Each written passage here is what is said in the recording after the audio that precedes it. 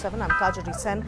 In the day of social media, things like Twitter and blogs play a very, very important role, sometimes to bring to the notice of mainstream media injustices and alleged crimes which they may have missed out on. And that's exactly what happened today. And our guest was one of the people who did so. Veena Lakshmi Nepram, who was one of the people who was tweeting about a alleged killing, what can be called as a race attack, which took place in South Delhi on a young man from Arunachal Pradesh. And it really is once again bringing up the question of the way people from the northeast are treated in the capital. Let's go over, without further ado, to Veena Lakshmi Nepram, writer, activist, and also avid tweeter. Veena, this is a crime which took place on the 29th. No mainstream media picked it up. You tweeted about it. Now we're all talking about it. And it is to all of us a reminder of how vulnerable the northeastern community is in Delhi. Absolutely. In fact, it's such a tragic incident in which an 18-year-old boy, Nido Tanya, from Arunachal, the only son of his parents, were beaten to death in Lajpat Nagar Part 1 of India's capital, Delhi. It's a shocking incident, and all of us have been deeply feeling wrong about it. And what happened was we were more shocked that none of the media picked it up. So this morning we started tweeting about it, and it became like a trend. And I'm glad the media, mainstream media based in Delhi, have picked it up. Deepest condolences to the family and friends of Nido, who died such a tragic death. An 18-year-old doesn't deserve to go like this. This is a kind of a trend which has been happening for the past 4 years and many more years before that. That a continuum of violence against men, young men and women of the Northeast have been happening repeatedly. Last year we handled Ringamfi's case, a 27-year-old from Choithar village in Manipur who was sexually assaulted and killed in our own apartment in South Delhi. And then we had the case of Boni Jajo, who died because of the negligence, medical negligence of Safdarjung Hospital doctors. And just Dana Sangma's case, fresh in our memory, in Amity, where she died a tragic death again. So all these incidences have left a big scar, and we are demanding answers, that we cannot let our young people who have come out from the region, usually more than 70% of young people who come out from India's northeast comes for higher studies. And when they come, because of the conflict situation, parents send them far away for studies. And here they face another form of violence, trying to escape another form of violence from the region. So it's really unfortunate. It's time for us as policymakers to think, what can we do together in this country about this? Veena, you've been following this tragedy longer than we have. From what we've gathered on the very basic details, it seems that the row started as a race row, that the police came in and this young man and his friends were taken away, and then for some unfathomable reason were dropped back to the same place. When you say you want to ask questions, tell me, who all do you want to ask questions from? The government, the police, the authorities? Where do you start asking questions and where do you stop?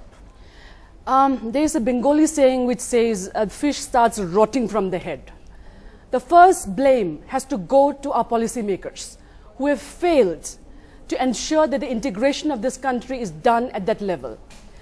I did 5 years of Indian history. I've been repeatedly saying this. I've been working consistently on this together with my team, in which in the 5 years of history that many of us go through, those who have taken that subject, not a single chapter has been done on the 45 million citizens living in India's northeast.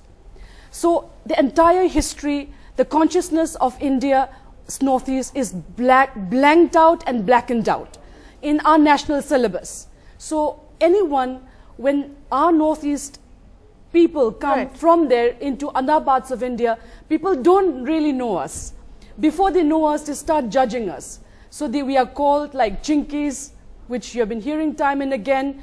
We are called which country we are from. Questions like Manipur is which part of the, when we say which country are you from, all these statements keep repeating time and again, and we are quite fed up of this. Understandably, Yeah, and Bina, yeah. I mean, it's a matter, I think, of great shame for Yeah, all the rest of absolutely. us when we hear stories like this. Yeah. But I know us as the mainstream media only pick up the big stories. We pick up the stories of terrible, heinous tragedies and crimes like this one.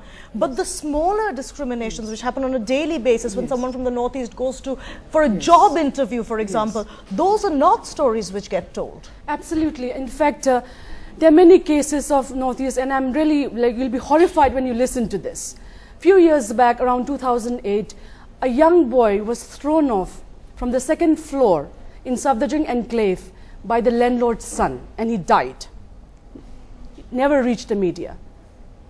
A young woman who was married into a family in Delhi's Vasant Kunj area was burned to death. Her name was Mary from Churachandpur district of Manipur.